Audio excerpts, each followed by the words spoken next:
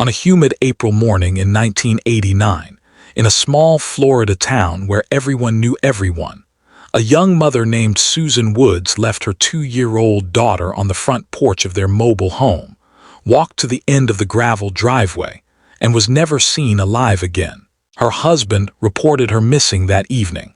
Her body was found 3 days later in a shallow grave 23 miles away, wrapped in a green tarp that matched one missing from their shed. For 34 years, this case sat cold in a cardboard box in the Leon County Sheriff's Department evidence room. When an arrest was finally made in 2023, it wasn't a drifter, a serial killer, or a stranger. It was the one person investigators had suspected from the very beginning, but could never prove guilty. The question that haunted this case for more than 3 decades wasn't who killed Susan Woods. It was how to prove it when the only witness was too young to speak, and the killer was too careful to slip. Woodville, Florida, in 1989 was not the kind of place where people disappeared. Situated 15 miles south of Tallahassee, it was a rural crossroads community of about 2,000 souls, scattered across pine forests and red clay roads.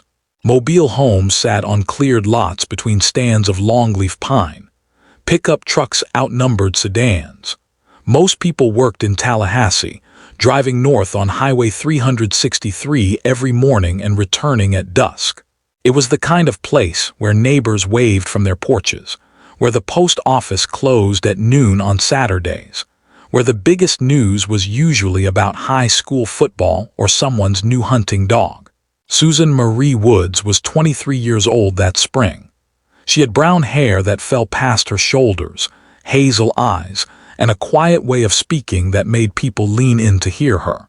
She had grown up in Tallahassee, the middle child of 5, daughter of a construction foreman and a school cafeteria worker.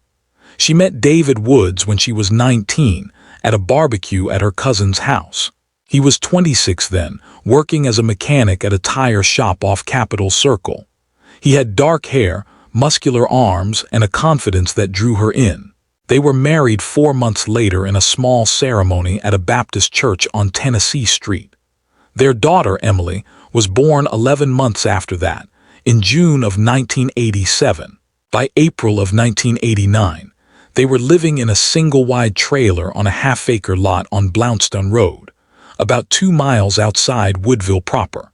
The trailer was cream-colored with brown trim, set back from the road about 50 feet. There was a small wooden porch David had built himself, 3 steps leading up to the front door. A tire swing hung from a live oak in the front yard. Emily's plastic toys, a red wagon and a yellow dump truck, were usually scattered in the dirt around the porch. Susan didn't work outside the home. She stayed with Emily during the day. David left for work at 6:30 most mornings, driving his blue 1984 Chevrolet pickup north toward Tallahassee. Susan's days were quiet and routine. She would wake when David did, make him coffee and toast, then go back to bed after he left. Emily usually woke around 8. They would eat breakfast together, Cheerios or oatmeal, watching morning cartoons on the small television in the living room. Mid-morning, if the weather was good, Susan would take Emily outside. They would play in the yard, or Susan would push Emily on the tire swing, or they would walk down the gravel driveway to the mailbox. April 18, 1989 was a Tuesday. The weather was warm, already in the low 70s by 9 in the morning. The sky was pale blue, cloudless. There was a breeze moving through the pines, carrying the smell of wood smoke from somewhere down the road. David had left for work at 6:30, same as always. Susan had gotten up with him, made his coffee. He kissed her goodbye at the door. Emily was still asleep. Susan's sister, Corinne, would later tell investigators that she had spoken to Susan on the phone around 8:30 that morning. Susan had called to ask if Corinne wanted to bring her kids over that afternoon, maybe go to the park. Corinne said she couldn't, she had errands to run. Susan said that was fine, maybe another day. Corinne said Susan sounded normal, not upset, not scared. Just her regular voice, maybe a little tired. At approximately 9:45 that morning, according to what David Woods would later tell police, he realized he had forgotten his wallet at home. He said he turned his truck around on Capitol Circle and drove back to Woodville. He said he arrived home around 10:15. He said Susan and Emily were on the front porch. Emily was playing with her blocks. Susan was sitting on the top step, drinking a glass of iced tea. He said he went inside, found his wallet on the kitchen counter, came back out, and told Susan he was heading back to work. He said she waved. He said Emily blew him a kiss. He said he drove away and didn't look back.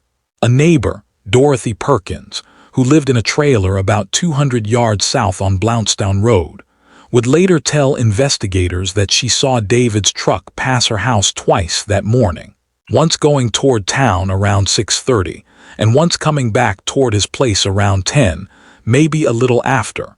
She said she noticed because it was unusual for him to come home mid-morning. She said she was standing at her kitchen window, washing dishes, and she watched his truck slow down as it neared his driveway, then turn in. She said she didn't see him leave again, but she wasn't watching the whole time. She went out to hang laundry on the line around 10:30, and when she came back inside around 11, she thought she might have heard his truck go by again, but she couldn't be sure. David Woods clocked back in at the tire shop at 11:30. His time card showed it clearly, punched by hand at 11:31 a.m. His supervisor, a man named Gary Mitchell, would later state that David seemed normal when he returned. Not agitated, not sweaty, not out of breath. Just regular David, ready to finish the day. What happened between 10:15 and 11:30 that morning would become the central mystery of this case. At 6:15 that evening, David Woods called the Leon County Sheriff's Department. He told the dispatcher that his wife was missing. He said he had come home from work at 5:30 and found the front door unlocked, Emily inside the trailer alone, and Susan nowhere to be found. He said Emily was sitting on the living room floor, still in her clothes from that morning, the television still on. He said Susan's purse was on the kitchen table. Her car keys were on the counter. Her car, a 1982 Honda Accord, was parked in its usual spot beside the trailer. He said he had driven up and down Blountstown Road looking for her. He said he had called her sister, her mother, her friends. No one had seen her. No one had heard from her. Deputies arrived at the Woods residence at 6:43. They found David standing on the front porch, holding Emily in his arms. The little girl was quiet, her thumb in her mouth, her head resting on her father's shoulder. One of the responding deputies, a young officer named Rick Torres, would later write in his report that the child seemed withdrawn, almost dazed. He noted that she didn't cry, didn't ask for her mother, didn't react when the deputies came up the steps. Inside the trailer, everything appeared orderly. No signs of forced entry, no signs of struggle. The kitchen was clean, dishes washed and put away. Susan's iced tea glass, still half full, sat on the counter by the sink. The living room was tidy except for a few of Emily's toys on the floor. The bedroom showed no disturbance. The bed was made. Susan's clothes hung neatly in the closet. Deputies began a search that evening, walking the property with flashlights, calling Susan's name into the darkness. They searched the woods behind the trailer, the ditches along Blountstown Road, the tree line that separated the property from the neighboring lots. They found nothing. No footprints, no torn clothing, no signs that anyone had walked into those woods recently. By midnight, the search expanded. Volunteers from Woodville and surrounding areas began to arrive. By dawn on April 19, more than 50 people were combing the roadsides, the forest trails, the abandoned properties in the area. Bloodhounds were brought in. Helicopters flew low over the canopy. News crews from Tallahassee set up cameras at the end of the driveway. Susan's mother, a woman named Helen Carter, stood on the porch and begged for information, her voice breaking, her hands shaking as she held a framed photograph of her daughter. David Woods stayed close to the trailer. He answered deputies' questions. He gave them permission to search the property, the vehicles, the shed. He said he didn't know where Susan would go. He said they hadn't been fighting. He said everything was fine. He said she wouldn't just leave Emily. But deputies noticed things. Small things. David's demeanor was calm, almost too calm. He didn't cry. He didn't pace. He stood with his arms crossed, watching the search teams move through his property, his expression flat. When asked if he had any idea what might have happened, he shrugged. "I don't know," he said. "Maybe someone took her." On April 21, 3 days after Susan Woods was reported missing, 2 hunters discovered her body. They were walking a logging road off Spring Hill Road, about 23 miles northeast of the Woods residence, deep in Apalachicola National Forest. They saw disturbed earth on the shoulder of the road, fresh dirt that didn't match the packed clay around it. They saw the corner of a green tarp poking through the soil. They called the sheriff's department. Deputies arrived and began excavating. The body was buried shallow, no more than 18 inches deep. She was wrapped in the tarp, her hands and feet bound with duct tape. She was fully clothed, wearing the same white t-shirt and denim shorts that David Woods had described her wearing that morning. The medical examiner would later determine that she had been strangled. Ligature marks were visible around her neck. Time of death was estimated to be between 10 and 12 hours after her last known meal, which Susan's sister confirmed had been breakfast around 8:30 that morning. The green tarp matched the description of one that had been missing from the Woods shed. David had mentioned it to deputies during the initial search, said he thought someone might have taken it a few weeks earlier. When investigators compared the tarp found with Susan's body to a photograph of the Woods shed taken during the search, the color and weave were identical. Part 2. The investigation into Susan Woods' murder moved quickly at first, then slowed, then stopped. Clear as throat in those first days after the body was found, Leon County detectives worked around the clock. They processed the scene in Apalachicola National Forest. They re-interviewed David Woods. They spoke to neighbors, co-workers, family members. They looked for anyone who might have seen something unusual on the morning of April 18.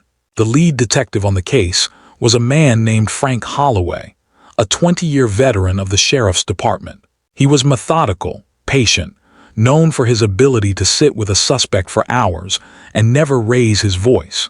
He had solved 3 homicides in the previous 5 years, all through careful accumulation of evidence and testimony. He approached the Susan Woods case the same way. Holloway focused immediately on the timeline. David Woods claimed he had been home between approximately 10:15 and 10:30 that morning, just long enough to retrieve his wallet. He said Susan and Emily were fine when he left. He clocked back in at work at 11:31. That gave him, at most, 76 minutes. The drive from the Woods residence to the tire shop on Capitol Circle took approximately 18 minutes. The drive from the Woods residence to the location where Susan's body was found took approximately 34 minutes. According to tests, Holloway conducted himself, driving the route multiple times at different speeds. If David had killed Susan after arriving home at 10:15, he would have had to strangle her, wrap her body in the tarp, load her into his truck, drive 34 minutes to the burial site, dig the grave, bury the body, and drive back to work, all within 76 minutes. Holloway calculated it was possible, but barely. It would require no delays, no unexpected encounters, no time wasted. It would require planning. Investigators examined David's truck. They found no blood, no fibers that matched Susan's clothing, no soil that matched the red clay at the burial site. The truck bed had been recently cleaned, scrubbed with bleach. David said he had cleaned it the previous weekend, routine maintenance. When asked why he had used bleach, he said he had spilled oil back there and wanted to get the smell out. Deputies interviewed Dorothy Perkins again. She repeated that she had seen David's truck return around 10 or a little after, and that she thought she might have heard it leave again around 11, but she wasn't certain. She said she had been doing laundry and hadn't been paying close attention. When pressed, She admitted she couldn't be 100% sure of the times. She didn't wear a watch. She was guessing based on when her morning shows ended on the radio. Those who knew David Woods described him as quiet, hardworking, sometimes moody. His coworkers at the tire shop said he kept to himself, didn't talk much about his personal life. His supervisor, Gary Mitchell, said David was reliable, showed up on time, did his job. But Mitchell also said something else. He said that about 2 weeks before Susan disappeared, David had asked him how far it was to Apalachicola National Forest. Mitchell had thought it was an odd question. He asked David why he wanted to know. David said he was thinking about going hunting out there, wanted to know if it was worth the drive. Mitchell told him it was about 35 minutes depending on which part of the forest he was headed to. Susan's family painted a different picture of David. Her sister Karen said David was controlling. She said he didn't like Susan going places without him, didn't like her spending too much time with her family. She said Susan had mentioned they were having problems, that David got angry easily, that he had grabbed her arm hard enough to leave bruises a few months earlier. Karen said she had told Susan to leave him, but Susan said she couldn't. She had nowhere to go. Susan's mother, Helen, said she had never trusted David. She said there was something cold about him, something that didn't feel right. She said Susan had called her 2 days before she disappeared, crying, saying she didn't know what to do. When Helen asked what was wrong, Susan said she couldn't talk about it, not yet. Helen said she wished now she had driven down there, had insisted Susan come home with her. Deputies whispered quietly among themselves. They knew in their gut that David Woods had killed his wife. But knowing and proving were two different things. They had no witnesses. They had no physical evidence tying David to the burial site. They had a timeline that was tight but not impossible. They had a motive, the motive that drives half the murders in this country. A husband who wanted out, who wanted control, who saw his wife as something he owned rather than someone he loved. Frank Holloway interviewed David Woods 5 times in the 2 weeks following the discovery of Susan's body. Each time, David told the same story. He had gone home, retrieved his wallet, left Susan and Emily on the porch, driven back to work. Each time his voice remained steady. Each time he showed no emotion. When Holloway asked him if he had killed his wife, David looked him in the eye and said, "No." Holloway asked if he would take a polygraph test. David said he would, then called a lawyer. The lawyer advised him not to take the test. David declined. By mid-May, the investigation had slowed. Holloway had followed every lead. He had interviewed 43 people. He had retraced David's route a dozen times. He had examined every inch of David's truck, his work boots, his clothing from that day. Nothing. The district attorney's office reviewed the case and said there wasn't enough to charge him. The evidence was circumstantial. A defense attorney would tear it apart. The case went cold. David Woods was never arrested. He continued living in the trailer on Blountstown Road with Emily. Susan's family tried to get custody of the little girl, but they had no legal standing. David was her father. There was no evidence he had harmed his daughter. The court ruled in his favor. For those who have ever doubted someone you love, who have felt that sick certainty in your gut that something is deeply wrong but couldn't prove it, couldn't make anyone else see it, this is that story. This is the weight of knowing without being able to speak. This is the long silence that follows an unanswered question. Part 3. The silence in August of 1989, 4 months after Susan's murder. David Woods sold the trailer on Blountstown Road and moved with Emily to a small house in Midway, a town about 12 miles east of Tallahassee. He quit his job at the tire shop and found work as a mechanic at a truck rental company. He kept to himself. He didn't date. He raised Emily alone. The years passed. 1990, 1991, 1992. Emily grew from a toddler into a small child, then a preteen, then a teenager.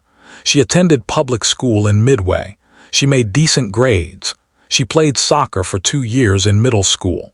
She had friends, sleepovers, birthday parties. On the surface, She seemed like any other kid growing up in rural North Florida, but those who knew her noticed things. Teachers described her as withdrawn, anxious, prone to staring out windows during class.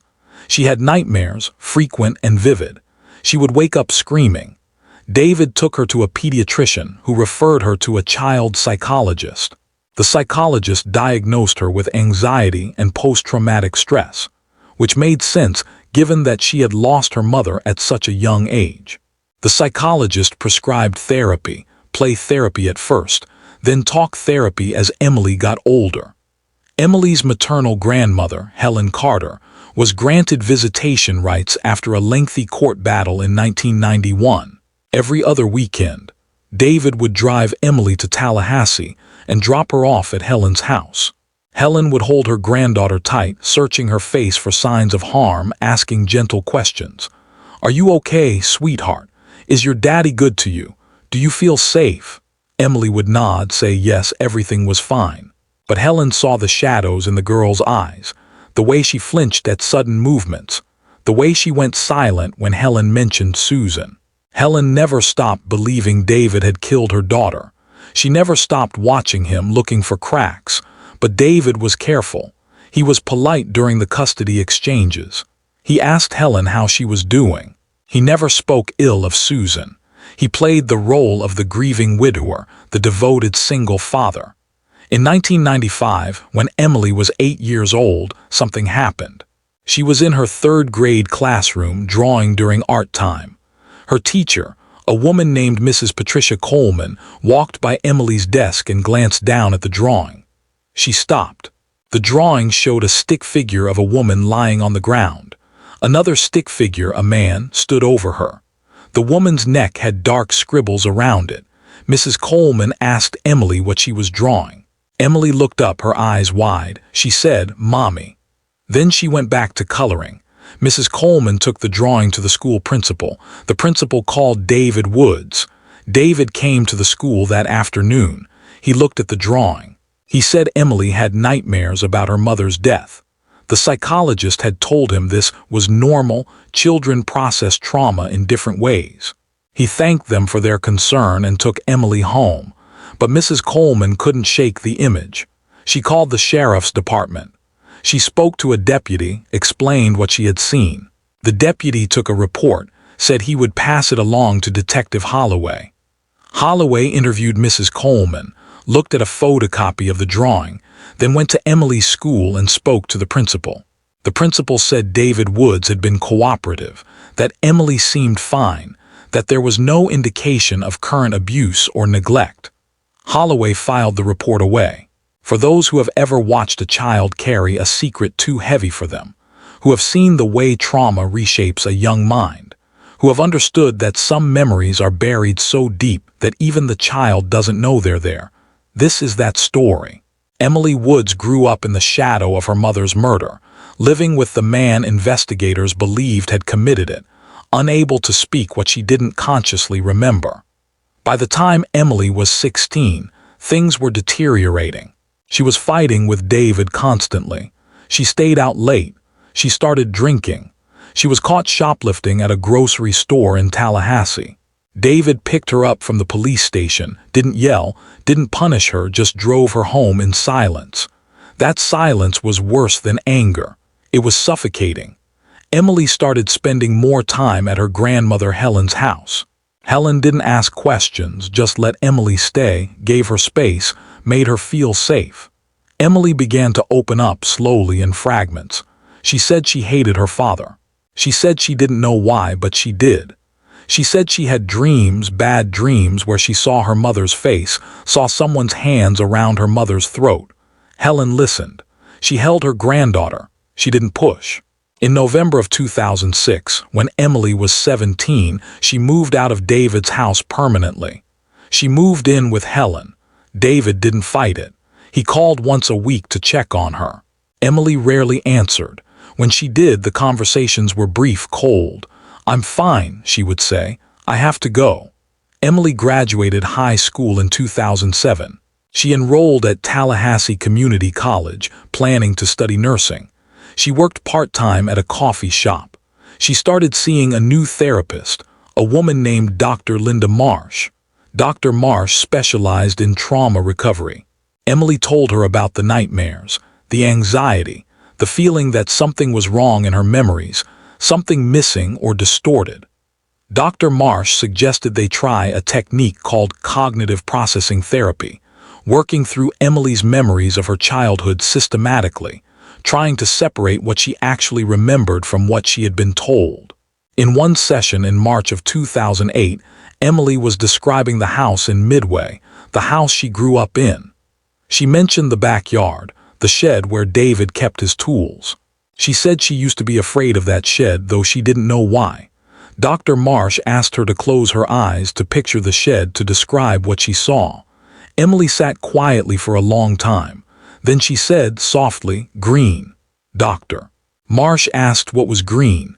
Emily said, "A tarp. In the shed, folded up. I remember reaching for it once when I was little and my dad grabbed my hand hard. He said, 'Don't touch that, don't ever touch that.'" Dr. Marsh asked when this was. Emily said she didn't know. She said she was small, maybe 3 or 4. She said it was one of her earliest memories.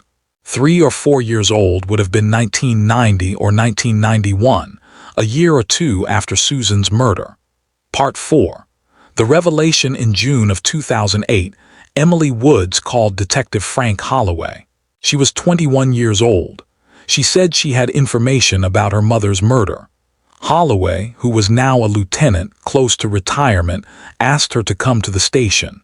Emily sat across from Holloway in the same interview room where he had questioned David Woods 19 years earlier. She was nervous, twisting her hands in her lap. Holloway waited. He had learned over 3 decades of police work that silence was often the best interviewer. Emily started talking. She said she had been in therapy, working through her memories. She said things were coming back to her, fragments, images, feelings. She said she remembered the morning her mother disappeared. She said she remembered being on the front porch, playing with blocks. She said she remembered her father coming home, his truck pulling into the driveway. She said she remembered him and her mother going inside the trailer, and her staying on the porch. She said she remembered hearing voices, raised voices, her mother saying no and stop, and then silence. She said she remembered her father coming back out to the porch. She said he picked her up, carried her inside, put her in her room, told her to stay there and be quiet. She said she remembered sitting on her bed, scared. She said she heard the front door open and close, heard his truck start, heard it drive away. She said she waited. She said eventually she came out of her room. She said her mother wasn't there. Holloway listened. He took notes. He asked Emily if she had told anyone this before. She said no. She said she had blocked it out, or maybe she had been too young to understand what she was seeing, too young to put it into words. She said it was only now, with therapy, that the memories were becoming clear. Holloway asked if she would be willing to testify. Emily said yes. The case was reopened in August of 2008. The district attorney's office assigned a prosecutor named Maria Gonzalez to review the evidence. Gonzalez was young, ambitious, known for taking on difficult cases. She looked at Holloway's original investigation, at the timeline, at the circumstantial evidence. She looked at Emily's statement. She said it wasn't enough. She said a defense attorney would argue that Emily's memories were unreliable, planted by years of family members telling her that her father was guilty. She said they needed more. Holloway went back to work. He re-interviewed witnesses from 1989. Many were dead, many had moved away, many didn't remember details anymore. But he found Dorothy Perkins, the neighbor. She was still living on Blountstown Road. She was 78 years old. Holloway sat with her in her kitchen. He asked her again about the morning of April 18, 1989. Dorothy closed her eyes, thinking. Then she said something she hadn't said before. She said she remembered hearing a child crying that morning, around 10:30 or 11. She said the sound carried across the lot from the Woods trailer. She said it sounded like a little girl, crying, and then stopping suddenly. Holloway asked why she hadn't mentioned this in 1989. Dorothy said no one had asked her specifically about sounds. They had asked about what she saw. She said she was old, she forgot things. She said she was sorry. Holloway also tracked down Gary Mitchell, David's former supervisor at the tire shop. Mitchell was retired, living in Georgia. Holloway called him. Mitchell remembered the conversation about Apalachicola National Forest. He said he had thought it was odd at the time. He said David hadn't seemed like the hunting type. Gonzalez looked at the new statements. She said it still wasn't enough. She said they needed physical evidence or a confession. She said without that she wouldn't charge. The case stalled again. 5 more years passed. Emily Woods finished nursing school, got married, moved to Jacksonville. She had a daughter of her own in 2012, named her Susan. She didn't speak to David. He called once when the baby was born to congratulate her.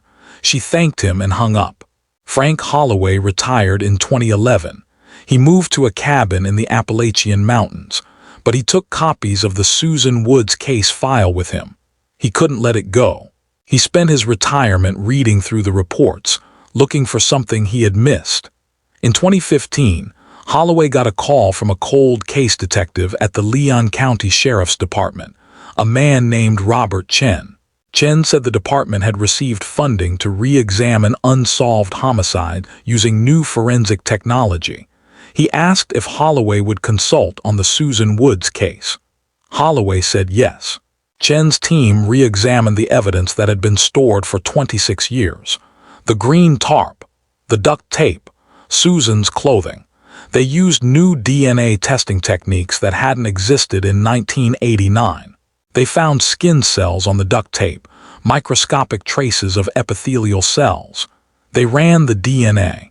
It matched David Woods. David's lawyer would later argue that of course David's DNA was on the duct tape. He lived in the same household. His DNA could have transferred innocently. But the DNA was found under the adhesive layer of the tape, meaning it had been deposited before the tape was used to bind Susan's hands. It suggested David had handled the tape specifically while preparing to restrain her. On March 15, 2023, 34 years after Susan Woods was murdered, David Woods was arrested at his home in Midway. He was 60 years old. He worked as a supervisor at a trucking company. He had never remarried. He lived alone. The arrest was quiet, early morning. 2 deputies knocked on his door at 6 a.m. David opened the door, saw the uniforms, and nodded. He said, "I've been waiting for this." He didn't resist. He put his hands behind his back, let them cuff him, walked to the patrol car. The media coverage was immediate. Local news stations ran stories about the decades-old case finally being solved. Susan's family gave tearful interviews. Helen Carter, 84 years old, sat on her porch and told reporters, "I always knew. I knew from the beginning, I just couldn't prove it, but my Susan can rest now. She can rest." Clear's throat, Emily Woods released a statement through her lawyer. She said, "My mother was taken from me when I was too young to understand. I have lived my whole life with the shadow of her death, and with the terrible knowledge that the person who killed her was the person who was supposed to protect me. Today that shadow begins to lift. Today justice begins." David Woods was charged with first-degree murder. He pleaded not guilty. His lawyer argued that the DNA evidence was contaminated, that Emily's testimony was unreliable, that the prosecution's timeline was impossible. The trial was set for November of 2023. The courtroom was packed. Susan's family sat in the front row. Emily sat with them, holding her grandmother's hand. David sat at the defense table, expressionless. He wore a dark suit, his hair now mostly gray, his face lined with age. He looked straight ahead, never turning to look at his daughter. The prosecution laid out the case methodically. They presented the timeline. They presented the DNA evidence. They called Dorothy Perkins, now 92, who testified about seeing David's truck and hearing the child crying. They called Emily Woods. Emily took the stand on the 3rd day of the trial. She was 36 years old. She spoke clearly, calmly. The prosecutor asked her to describe what she remembered from April 18, 1989. Emily said, "I remember my father coming home. I remember being on the porch. I remember hearing my mother scream. I remember him carrying me inside and telling me to stay in my room. I remember being afraid." The defense attorney cross-examined her. He asked if she had been influenced by her grandmother, by the media coverage, by years of being told her father was guilty. Emily said no. She said, "These are my memories. I was there, I saw what I saw." The jury deliberated for 6 hours. On November 18, 2023, they returned a verdict: guilty of first-degree murder. David Woods showed no reaction. He sat still, staring at the table in front of him.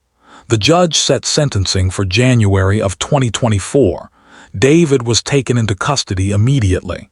At the sentencing hearing, Emily gave a victim impact statement. She stood at the podium, her voice shaking but strong. She said, "You took my mother from me.